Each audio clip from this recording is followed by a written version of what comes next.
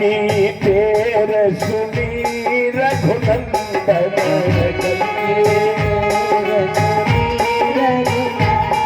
अरे गज की तेर सुनी रघुनंदन, गज की तेर सुनी रघुनंदन। ओ करुण छोड़े भाग्य धारायण,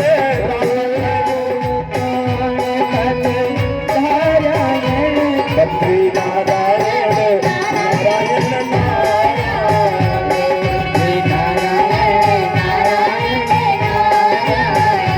लक्ष्मी नारायण नारायण नारायण, श्री हरि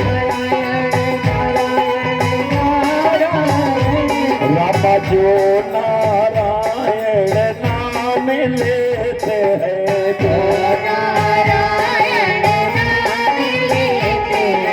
जो नारायण भजन करते हैं,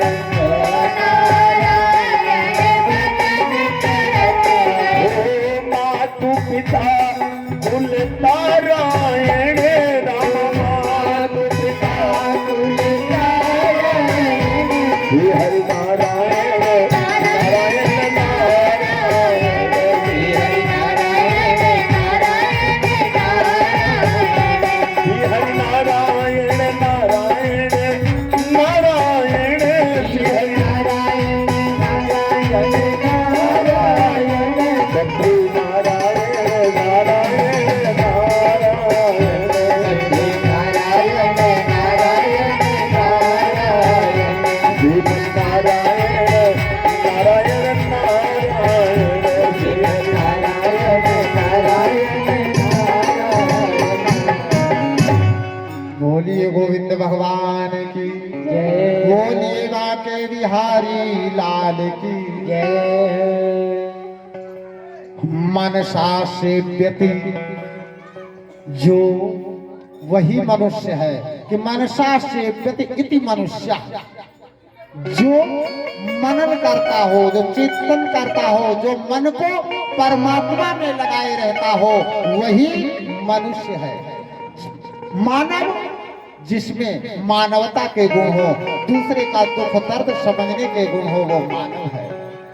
मेरे भगवान, इसीलिए संतों ने कहा कि नजर रखो अपने विचार पर, जो आप सोचते हैं नजर रखो अपने विचार पर, क्योंकि विचार ही शब्द बनाते हैं। नजर रखो अपने विचार पर, महाराज जी, नजर रखो अपने विचार पर, और विचार ही आपके कार्य बनाते हैं। और नजर रखो अपने कार्य पर, क्योंकि कार्य ही आपका स्वभाव बनाता है। जो आप काम करते हैं उसके अनुरूप आपका स्वभाव बनता है। नजर रखो अपने कार्य पर, क्योंकि कार्य ही स्वभाव बनाते, और नजर रखो अपने स्वभाव पर, क्योंकि स्वभाव ही आपकी आदत बनाता है। और नजर रखो अपनी आदत पर, क्योंकि आदत ही आपको, महाराज जी, आदत ही आपका चरित्र बनाती है। जैसी आपकी आदत होगी वैसा आपका चरित्र होगा। और नजर रखो अपने चरित्र पर, चरित्र ही आपका जीवन बनाता है।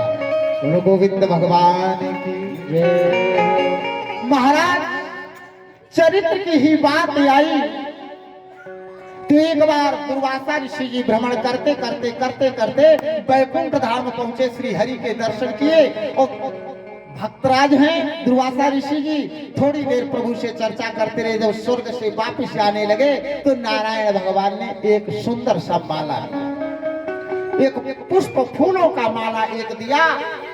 महात्मा जी ने उस माला को लिया, और उस माला की विशेषता थी, हमेशा वो सुगंधित रहता था, हमेशा वो तरोताजा, वो कभी कुमिलाता नहीं था, कभी उसकी सुगंध धूमिल नहीं होती थी, हमेशा खिला खिला रहता था। उसको लेकर के आ रहे थे, तब तक वहां पर, बोलिए गोविंद भगवान की जय, उधर से इंद्र आ रहे थे।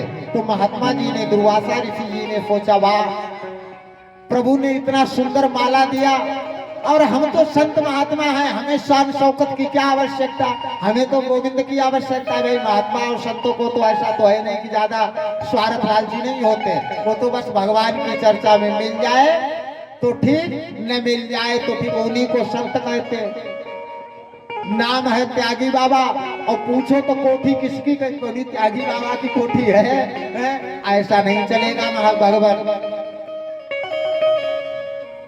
शत्रु ये भगवा कलर पहनते हैं। भगवा कलर किस कलर से बना है आपको पता है? ये अग्नि से बना है। जिसने सब कुछ अपना जला करके स्वाहा कर दिया हो वही भगवा पहनने का अधिकारी है महाराज।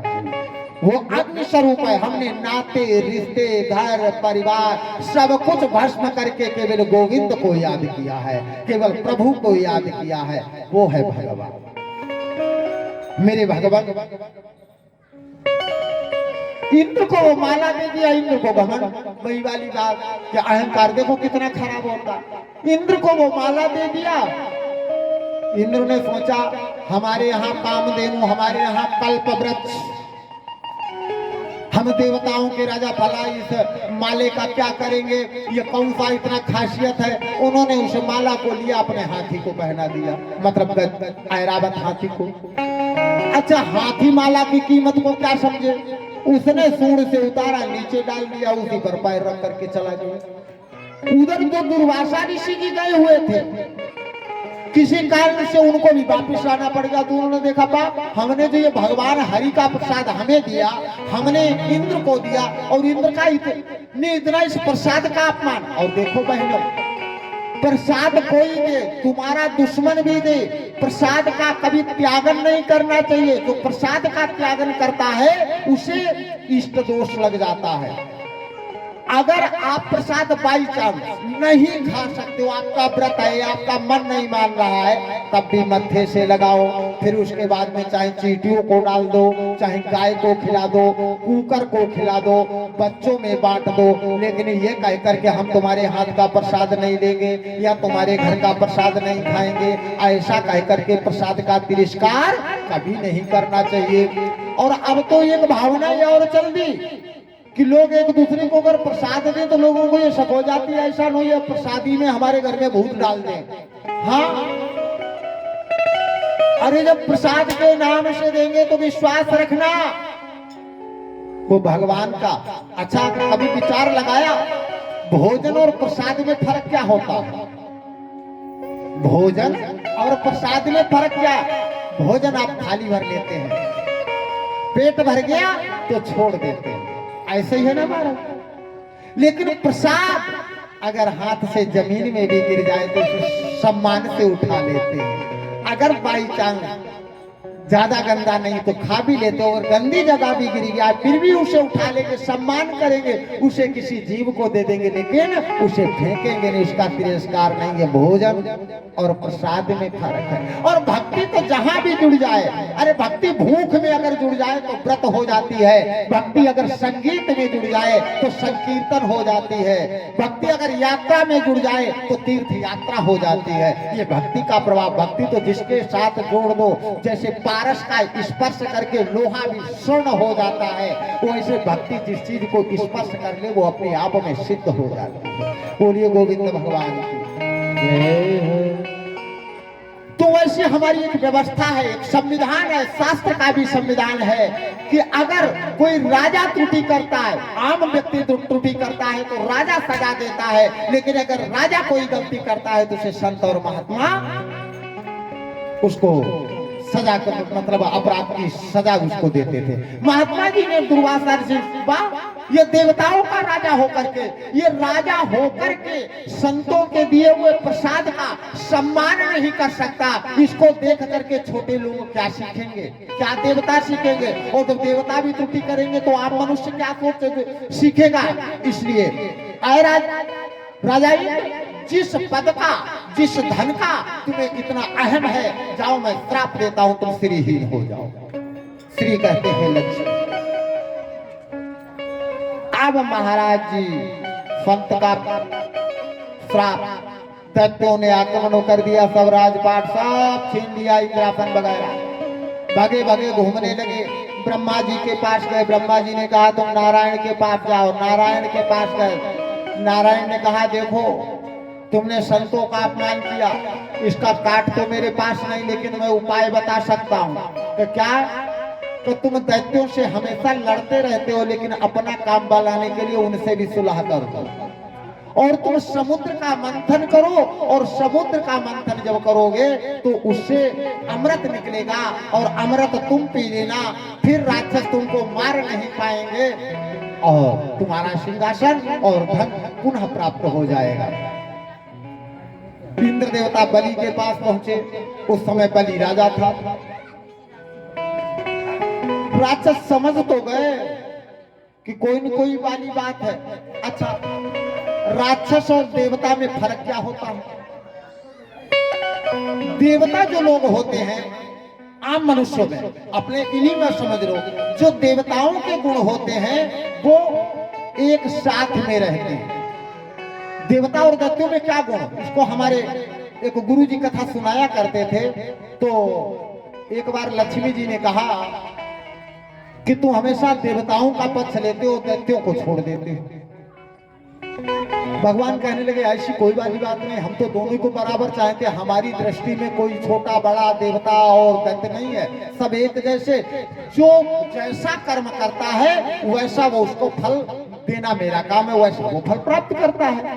निज कृत कर्म भोग सब भ्राता, अपने अपने कर्मों का ही फल हर व्यक्ति भोग करता है। मैया कहने लगी ऐसा कुछ नहीं। तो कहा फिर हम परीक्षा ले लेते कि क्या परीक्षा? तो देवताओं का भी निमंत्रण किया और दैत्यों का भी निमंत्रण किया। आमने सामने फट्टियां बिछा दी गई, खाना परस दिया गया, लेकिन उस निमंत्रण की एक शर्त रखी गई कि सबके हाथ में यहाँ से लेकर के यहाँ तक डंडा बांध दिया गया। अब खाना तो बड़ा स्वादिष्ट, रसगुल्ले गुलाब जामुन है, खीर पूरी हलवा, लेकिन डंडा यहाँ पर दोनों हाथों में बता ऐसे करके अगर कोई चीज उठाए तो वो सीधे ऐसे जाए, मुंह में कैसे जाए, यहाँ पर तो डंडा बता। पहले सबसे पहले देवताओं को बैठाया गया, दैत्यों को बैठाया गया। क्योंकि पहले देवता बैठाए जाने लगे, तो दैत्य कहने लगे वाह तुमने हमें देवताओं से कोई कमजोर समझ रखा है कि जो पहले देवता खाएंगे, पहले खाएंगे हम। भाई भगवान ने कहा पहले तुम ही आ जाओ, शर्त तो वही डंडा बांधने वाली। अब देवता लोग बेचारे जुटे लगाने को, लेकिन हाथ मुड़े ही नहीं। रसगुल्ला उठाए वो सीधे खपड़ी के पार जाए, जो उठाए वो खपड़ी के पार जाए। राक्षस कहने लगे ये तो भैया हमारा अपमान हो रहा है। उठ गए, देवता बैठा ले गए, शर्त वही रही। कौन सी? डंडा बंधने वाली। तो देवता भी बैठे, लेकिन देवताओं ने अपनी बुद्धि लगाई। उन्होंने कहा ठीक है डंडा ही तो बंधा है, भोजन तो करनी। वो अपनी थाली से उठाते सामने वाले को खिला देते और सामने वाला उनको खिला देता। समझ लो, जहां पर प्रेम है, जहां पर एकता है। मैं इस कहानी से ये समझाना चाहता हूं कि यदि आपके घर में प्रेम है, आपके घर में एकता है, आपकी कॉलोनी में एकता है, आपके नगर में एकता है, तो वहां विकास होता रहेगा और हर व्यक्ति सुखी रहेगा। और यदि चाहे घर हो, चाहे कॉलोनी हो, चाहे शहर हो, और अगर अपनी अपनी तरफ खींचातानी है तो किसी का भी भला होने वाला नहीं है। बोलिए गोविंद भगवान की जय हो, भोलवा के बिहारी लाल जय हो। अब दैत्य लोग के पास इंद्र जी पहुंचे कि भाई अमृत निकालना है, और अमृत निकलेगा वो हम तुम्हें दे देंगे, अपन दोनों पी लेंगे। भाई भाई आगे। कश्यप के पुत्र राक्षस भी हो, कश्यप के ही पुत्र दैत्य, एक ही पिता की संतान है, अपन दोनों लड़ते रहते, क्या फायदा? दैत्यों ने कहा है तो कुछ चक्कर, लेकिन फिर भी तुम कहते हो तो तुम्हारा साथ दे देते हैं। अच्छा, जो बात बात पर कुछ लोगों का स्वभाव होता है, उनसे कितनी भी बढ़िया बात करो लेकिन फिर भी वो लड़ने को तैयार रहेंगे। कुछ लोगों का अपना स्वभाव होता है। मेरे भगवान, देवता लोग जाकर के सबसे पहले सर की तरफ पकड़ लिया। दैत्य आए बा हमें तुम पूंछ की तरफ पकड़ाओगे, और पूंछ का भाग अशुद्ध होता है, तुमने हमको कोई कमजोर समझ रखा है। देवता कहने लगे तुम सर की तरफ आ जाओ। अब राक्षस जो थे दैत्य वो सर की तरफ हो गए। कहे अब मथनी किसकी बनाई जाए, कहा मंदराचल पर्वत को लाया जाए। देवताओं ने उठाने की कोशिश की, मंदराचल पर्वत इतना वजनदार की कुछ वो लुढ़क गया तो एक दो लग उसके नीचे ही दब गए महाराज जी। भगवान से प्रार्थना की, भगवान गरुड़ पर बैठ करके आए और मंदराचल को एक ही हाथ से उठा करके समुद्र में रख दिया। अब वो मंदराचल पर्वत भी समुद्र की गहराइयों में जाने लगा। तो यहाँ पर भगवान ने एक रूप रखा कच्छप, कच्छप बन के कछुआ का अवतार करके एकदम से उस मंदराचल पर्वत के नीचे आ गए। अब बासुकी नाग को अमृत का लालच दिया गया तो उनकी रस्सी बनाई गई। आपने कभी दही भिलोते देखा है माताओं को गांव में, ऐसे ऐसे ऐसे करके। अब देखो इन बहनों ने, हाँ नहीं ऐसे जब थोड़ा होता तो ऐसे ऐसे कर लेते हैं, लेकिन अगर ज्यादा होता है तो मान लो 10-20 किलो होता तो फिर यूं करके या तो थुमरिया एक लकड़ी गाड़ दी जाए या फिर चारपाई में ही तो वो बांध दिए जाते हैं रस्सी के, और फिर बड़ी मथानी लेकर आओ हो जय हो प्रभु। तो महाराज जी अब जब मथानी जैसा फिरने लगा तो नाग देवता के मुख से जहर निकले तो राक्षस जलने लगे। लेकिन अब क्या होता बोलो गोविंद भगवान, जब मंथन हुआ तो सबसे पहले हलाहल विष निकल पड़ा, जहर निकला। ये कथा समुद्र मंथन मत समझ लेना, ये अपने शरीर को मतना। यदि हम अपने शरीर को ही मथते हैं, यदि इससे अमृत निकालना है, इसकी अच्छाइयों को निकालना है तो सबसे पहले अपनी बुराइयों को छोड़ना पड़ेगा, तभी अच्छाइयां निकल सकती हैं। तुम कहो कि मैं बुराइयों को भी रखे रहूं और अच्छाइयां उजागर हो जाए, वो ऐसा नहीं हो सकता। बोलिए गोविंद भगवान की मेरे भगवान। जब विष निकला तो एक दूसरे को विष की गर्मी से सभी लोग जलने लगे। तो जाकर के देवताओं ने से भगवान विष्णु ने कहा कि जहर है, इसको केवल नारायण भगवान बाबा भोलेनाथ ही बचा सकते हैं।